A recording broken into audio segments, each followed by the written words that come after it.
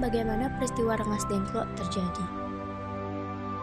Proklamasi Kemerdekaan Indonesia pada 17 Agustus 1945 tidak bisa dilepaskan dari peristiwa Rengas Dengklok. Peristiwa Rengas Dengklok merupakan aksi yang dilakukan oleh golongan muda pimpinan Syairul Saleh dengan menculik Soekarno dan Hatta sebelum proklamasi kemerdekaan dibacakan. Penculikan tersebut dimaksudkan untuk menjauhkan Soekarno dan Hatta dari pengaruh Jepang. Peristiwa Rengas Dengklok. Peristiwa Rengas Dengklok adalah peristiwa penculikan yang dilakukan oleh sejumlah pemuda antara lain Soekarni, Wikana, Adit, dan Syairul Saleh dari perkumpulan Menteng 31 terhadap Soekarno dan Hatta. Peristiwa ini terjadi pada tanggal 16 Agustus 1945 pukul 3 waktu Indonesia Barat. Soekarno dan Hatta dibawa ke Rengas Dengklok, Karawang untuk kemudian didesak agar mempercepat proklamasi kemerdekaan Republik Indonesia. Sampai dengan terjadinya kesepakatan antara golongan tua yang diwakili oleh Soekarno dan Hatta serta MR Ahmad Soebarjo dengan golongan muda tentang kapan proklamasi akan dilaksanakan, terutama setelah Jepang mengalami kekalahan dalam Perang Pasifik. Menghadapi desakan tersebut, Soekarno dan Hatta tetap tidak berubah pendirian. Sementara itu di Jakarta, Syairul dan kawan-kawan telah menyusun rencana untuk merebut kekuasaan. Tetapi apa yang telah direncanakan tidak berhasil dijalankan karena tidak semua anggota PETA mendukung rencana tersebut. Proklamasi Kemerdekaan Republik Indonesia rencananya akan dibacakan oleh Bung Karno dan Bung Hatta pada hari Jumat 17 Agustus 1945. Ada dua lokasi pilihan untuk pembacaan teks proklamasi, yaitu lapangan Ikada yang sekarang telah menjadi lapangan Monas atau Rumah Bung Karno di Jalan Pegangsaan Timur nomor 56. Rumah Bung Karno akhirnya dipilih untuk menghindari kericuhan antara penduduk dan tentara Jepang karena tentara-tentara Jepang sudah berjaga-jaga di lapangan Ikada setelah mendapat informasi ada sebuah acara yang akan diselenggarakan di lokasi tersebut. Teks proklamasi disusun di Rengas Dengklok. Awalnya Bung Karno dan Bung Hatta ditempatkan di sebuah gubuk tua, pinggir kali dekat sawah yang tak layak kondisinya. Atas usulan KH dari pejuang dari Klender kepada Soekarni dan kawan-kawan, agar Bung Karno dan Bung Hatta ditempatkan di tempat yang layak. Maka dipilihlah rumah saudagar Tionghoa bernama Diao Kaesong.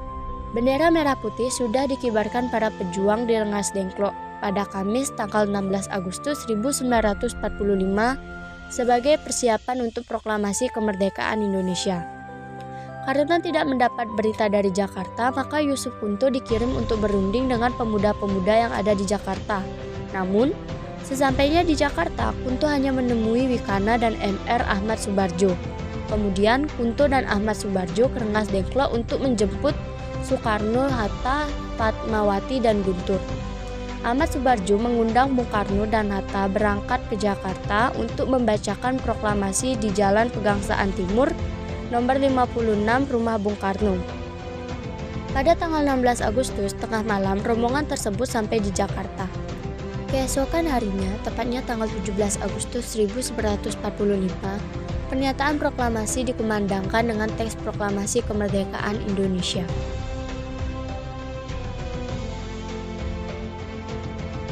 Teks proklamasi dibacakan oleh Soekarno di Jalan Pegangsaan Timur nomor 56, yakni di kediaman Soekarno sebelumnya.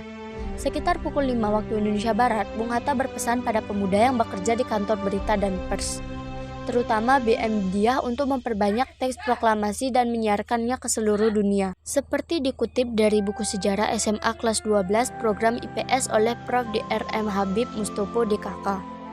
Menjelang pukul 10 waktu Indonesia Barat, sejumlah pemuda berbaris dengan tertib untuk mengikuti upacara proklamasi. Sejumlah tokoh yang hadir diantaranya yaitu MR AA Marimis, Ki Hajar Dewantara, Samratulangi, KH Mas Mansur, MR Sartono, M. Tambrani, AG Pringgodigo, dan lain-lain. S. Suhud menyiapkan bambu dari belakang rumah sebagai tiang bendera merah putih yang dijahit Fatmawati. Acara yang disiapkan yaitu pembacaan proklamasi, pengibaran bendera merah putih, dan sambutan wali kota Suewirjo dan Dr. Muwardi. Setelah teks proklamasi dibacakan oleh Bung Karno, pengibaran bendera merah putih dilakukan Suhud dan Latif Hendra Diningrat. Saat bendera dinaikkan perlahan-lahan, hadirin spontan menyanyikan Indonesia Raya tanpa dikomando. Teks proklamasi pagi hari itu juga disiarkan melalui radio oleh FWUS atas penugasan 3 kali penyiaran oleh Kepala Bagian Radio Kantor Berita Domei Waidan B. Palenewin. Sebelum penyiaran ketiga orang Jepang memerintahkan penghentian siaran. Akan tetapi teks proklamasi terus disiarkan setiap 30 menit hingga pukul 16 waktu Indonesia Barat.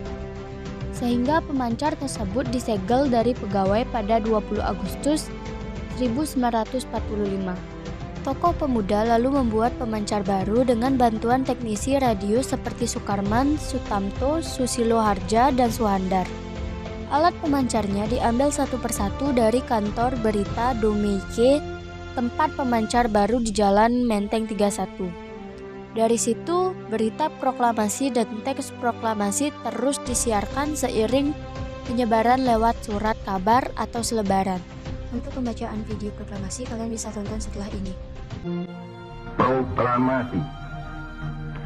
Kami, bangsa Indonesia, dengan ini menyatakan kemerdekaan Indonesia.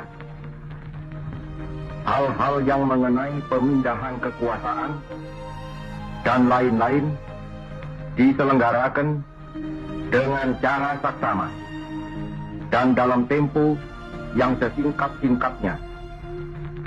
Jakarta, 17 Agustus 1945, atas nama bangsa Indonesia, Soekarno, Hatta.